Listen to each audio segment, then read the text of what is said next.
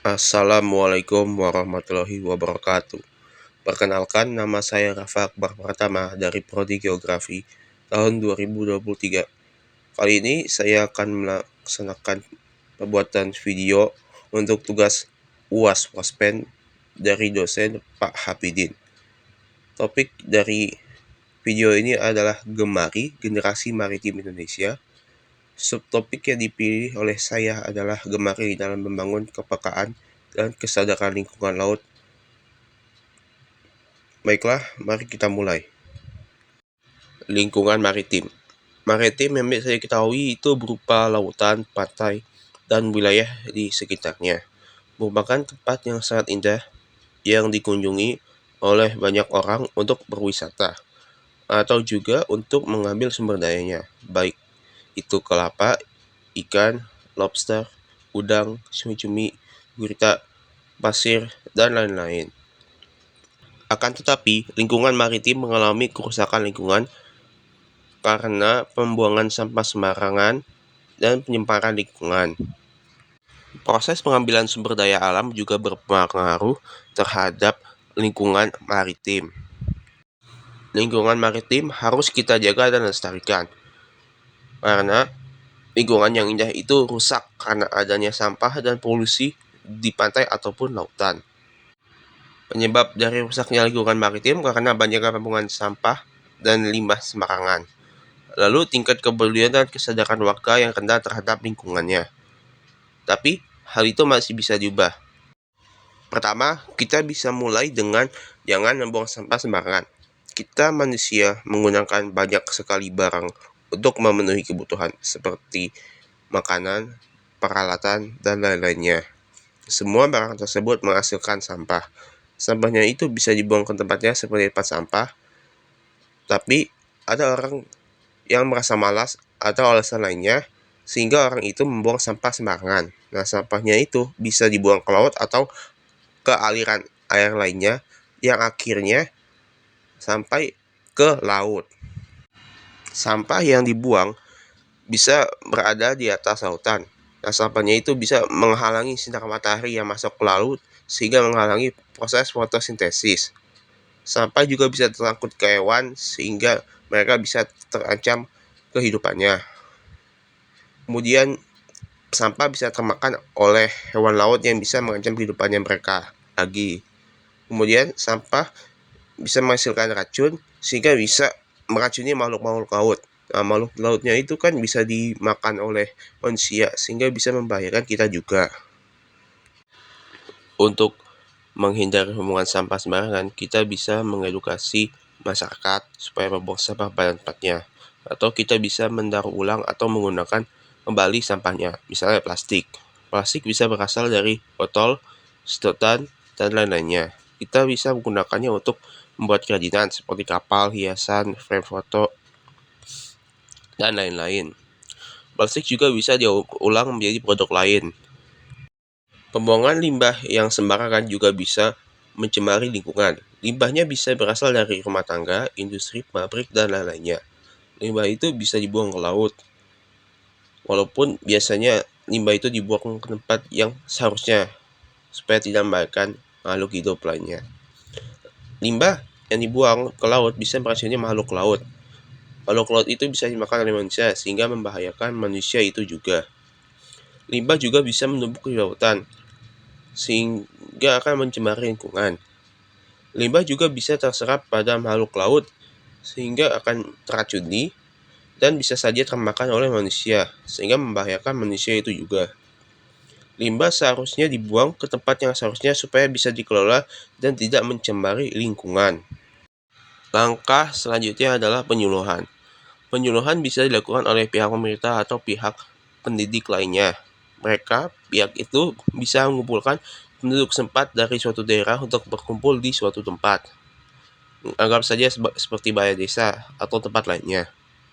Di sana penduduk bisa diberikan penyuluhan materi pentingnya kebersihan dan kelestarian lingkungan maritim. Kenapa harus peduli kepada kebersihan lingkungan? Betapa bahayanya sampah pada lingkungan maritim. Betapa bahaya lingkungan maritim yang sudah tercemar.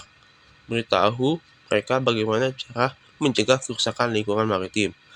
memberitahu mereka bagaimana cara mengelola sampah mereka supaya mereka tidak membuangnya ke laut. Penduduk biasanya tidak mengetahui ataupun tidak peduli pada kebersihan lingkungan maritim karena tingkat kepedulian mereka itu lumayan rendah. Kadang ada juga mereka yang tidak memiliki tempat sampah di rumah mereka sehingga harus membuang sampah di tempat lainnya. Dengan menggunakan penjelasan diharapkan penduduk bisa meningkat tingkat kepeduliannya dan sadar dengan kebersihan lingkungan maritim. Langkah selanjutnya adalah pendidikan kepada anak yang berusia dini. Keadaan lingkungan maritim harus diajarkan kepada anak-anak sejak dini. Karena kesadaran lingkungan merupakan awal dari terbentuknya kepedulian dalam menjaga lingkungan dari berbagai kerusakan yang lainnya.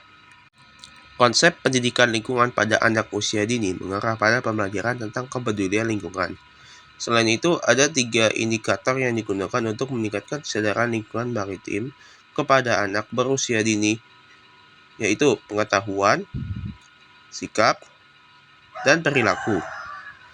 Ketiga hal itu bisa digunakan untuk mengembangkan kesadaran masyarakat, termasuk anak-anak, sehingga menjadi sadar dan peduli dengan lingkungan maritim.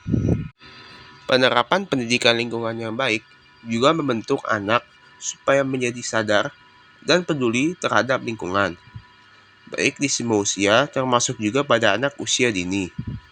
Kurangnya pendidikan maritim kepada anak-anak membuat tingkat kesadaran dan kepedulian lingkungan mereka menjadi kurang. Kreativitas dari guru yang mengajar juga menjadi anak-anak menjadi kurang mengetahui dan tertarik dengan kesadaran dan kepedulian lingkungan maritim.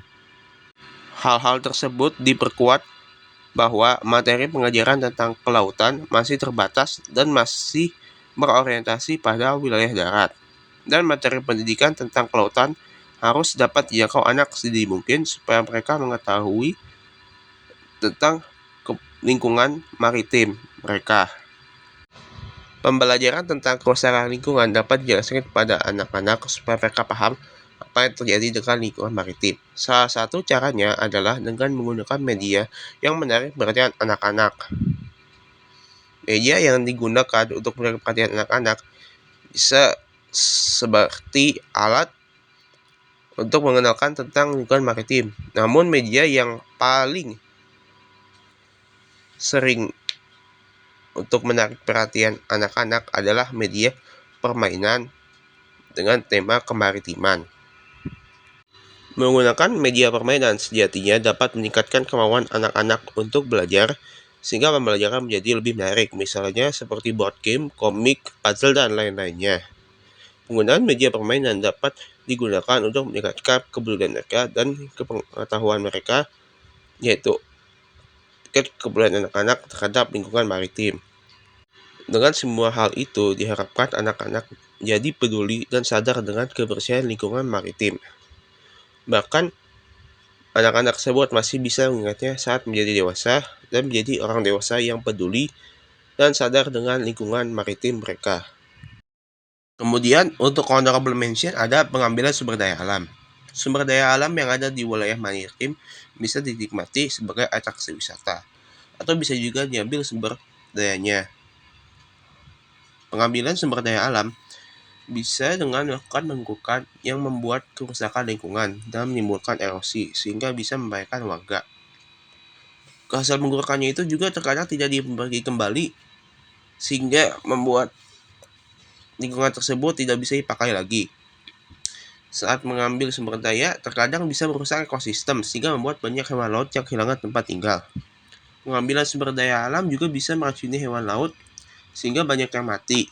Hewan itu bisa saja dimakan oleh manusia dan akhirnya menyebabkan keracunan. Penggunaan jala pukat. Jala pukat akan mengambil banyak sekali ikan, tapi ikan yang diincar juga akan terambil, sehingga mereka akan mati.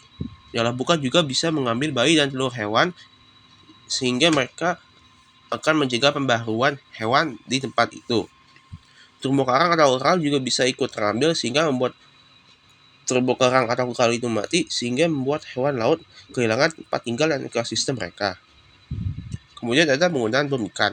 Bom ikan bisa membunuh banyak sekali ikan, tapi kadang ikan yang terbunuh juga adalah ikan yang tidak diincar oleh nelayan. Bayi atau telur ikan juga bisa terbunuh, serta bisa membunuh terumbu karang dan koral, sehingga membuat banyak hewan kehilangan tempat tinggal mereka. Sekian video penjelasan dari saya, Rafa Akbar Pratama, Prodi Geografi tahun 2023. Saya mohon maaf bila ada kekurangan dari video UAS wawasan pendidikan saya. Mohon maaf, dan sekian. Terima kasih.